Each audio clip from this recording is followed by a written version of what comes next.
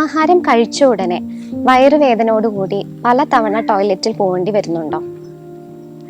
വയറ് സ്തംഭിക്കുക, കോൺസ്റ്റിപ്പേഷൻ തുടങ്ങിയ ബുദ്ധിമുട്ടുകൾ അലട്ടുമ്പോൾ പലപ്പോഴും ഒരു ലബോറട്ടറി ഇൻവെസ്റ്റിഗേഷനോടുകൂടി നമ്മളൊരു ഡോക്ടറെ സമീപിക്കുമ്പോൾ നിങ്ങൾക്ക് പ്രത്യേകിച്ച് ഒരു ബുദ്ധിമുട്ടും ഇല്ല എന്ന് ലാബ് ഇൻവെസ്റ്റിഗേഷൻ കണ്ട ഡോക്ടർ പറയുമ്പോൾ ഒരു സംശയം തോന്നും, എന്താണ് നമ്മൾക്കുള്ളതെന്ന്.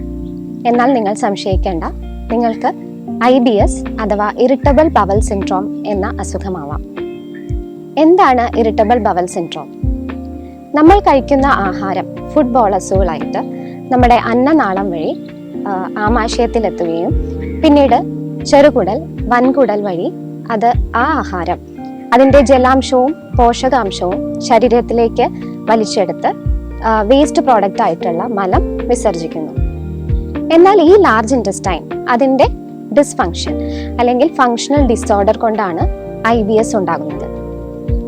വൻകുടലിന്റെ പെരിസ്റ്റാൾട്ടിക് മൂവ്മെന്റിൽ വരുന്ന വ്യത്യാസം, അതായത് നമ്മൾ ഭക്ഷണം കഴിക്കുമ്പോൾ പലപ്പോഴും അത് ഈ വൻകുടലുകൾക്ക് അതിൻ്റെ ഒരു മൂവ്മെന്റ്സ് അവിടെ സ്ലോ ആവുകയും തുടർന്ന് ആഹാരം അവിടെ കെട്ടി നിൽക്കുകയും പിന്നീട് ആ കെട്ടി നിൽക്കുന്ന ആഹാരം കോൺസ്റ്റിപ്പേഷൻ ആയിട്ട് നമ്മൾക്ക് ഒരു ലക്ഷണമായി കാണിക്കും. അതുപോലെ തന്നെ അതിൻ്റെ സ്പീഡി മൂവ്മെന്റ്, ഈ പെരിസ്റ്റാൾട്ടിക് മൂവ്മെന്റിന്റെ ഒരു സ്പീഡി മൂവ്മെന്റ് കൊണ്ട് തന്നെ അതിലുള്ള ജലാംശം ബോഡിയിലേക്ക് അബ്സോർബ് ആവാതെ അത് മോഷനിലൂടെ പുറത്തേക്ക് പോകുന്നത് ലൂസ് ബവൽസ് ആയിട്ടും വരാറുണ്ട്. പലപ്പോഴും ഈ IBS എന്ന് പറയുന്നത് ഒരു ഫങ്ഷണൽ ഡിസോർഡർ ആണ്.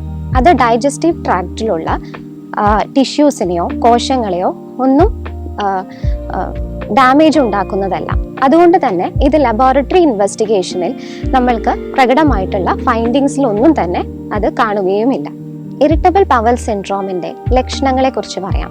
ഇത് പലരിലും പല രൂപത്തിലാണ്. ചിലരിൽ കോൺസ്റ്റിപ്പേഷൻ രൂപത്തിലായിരിക്കും, എന്നാൽ ചിലരിൽ ലൂസ് ബവൽസ് ആയിട്ട്, അതായത് 2-3 പ്രാവശ്യം ശോധന ഉണ്ടാകുന്നു, കഫത്തോടു കൂടി പോകുന്നു, ഗ്യാസ് ട്രബിൾ എന്നീ ലക്ഷണങ്ങളാണ് കണ്ടുവരുന്നത്. എന്നാൽ ഇത് GI ട്രാക്റ്റിന് ഉള്ള ലക്ഷണങ്ങൾക്ക് പുറമെ നമുക്ക് സ്ട്രെസ്, ഫൈബ്രോമയാൾജിയ തുടങ്ങിയ ഡിപ്രഷൻ തുടങ്ങിയ മാനസിക പ്രശ്നങ്ങളും ഉണ്ടാവുന്നുണ്ട്. എന്താണ് ഈ IBSനുള്ള കാരണം? അത് കുറേയൊക്കെ പാരമ്പര്യമാവാം, ജനറ്റിക് ഡിസോർഡർ കൊണ്ടും രോഗപ്രതിരോധ വ്യവസ്ഥയിൽ ഉണ്ടാവുന്ന വ്യതിയാനം കൊണ്ടും ഉണ്ടാവാം.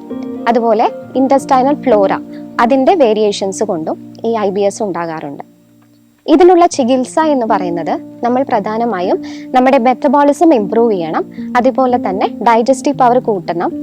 അതേപോലെ തന്നെ ഇതേ ഈക്വൽ ആയിട്ട് നമുക്ക് മാനേജ് ചെയ്യുന്നത് സ്ട്രെസ് മാനേജ്മെന്റ് ആണ്. അപ്പോൾ ഇതിൽ ആയുർവേദത്തിൽ നമ്മൾക്ക് യൂണീക് ഫോർമുലേഷൻസ് ആയ ഡാഡിമാഷ്ടക ചൂർണം, കാളശാഖാദി കഷായം തുടങ്ങിയ മരുന്നുകളുണ്ട്. അതൊരു വൈദ്യ നിർദ്ദേശപ്രകാരം ഓരോരുത്തരുടെ ലക്ഷണങ്ങൾക്കനുസരിച്ച് അവരുടെ ശരീരപ്രകൃതി, ദേശം, കാലമൊക്കെ അനുസരിച്ച് ഒരു വൈദ്യ നിർദ്ദേശപ്രകാരം ഉള്ളിലേക്ക് കഴിക്കാവുന്നതാണ്. അതേപോലെ തന്നെ ചക്രധാര തുടങ്ങിയ ട്രീറ്റ്മെന്റ്സും ചെയ്യാം. അത് ഈക്വലി നമ്മുടെ ഡൈജസ്റ്റീവ് പവറിനെ കൂട്ടുന്നതും അതുപോലെ മെറ്റബോളിസം ഇംപ്രൂവ് ചെയ്യുന്നതും ഈക്വലി സ്ട്രെസ് മാനേജ്മെന്റും കൂടിയാണ്. ഇതിൽ പുറമെ നമ്മൾക്ക് യോഗ, മെഡിറ്റേഷൻ തുടങ്ങിയ സപ്പോർട്ടീവ് ട്രീറ്റ്മെന്റ്സും എടുക്കാവുന്നതാണ്.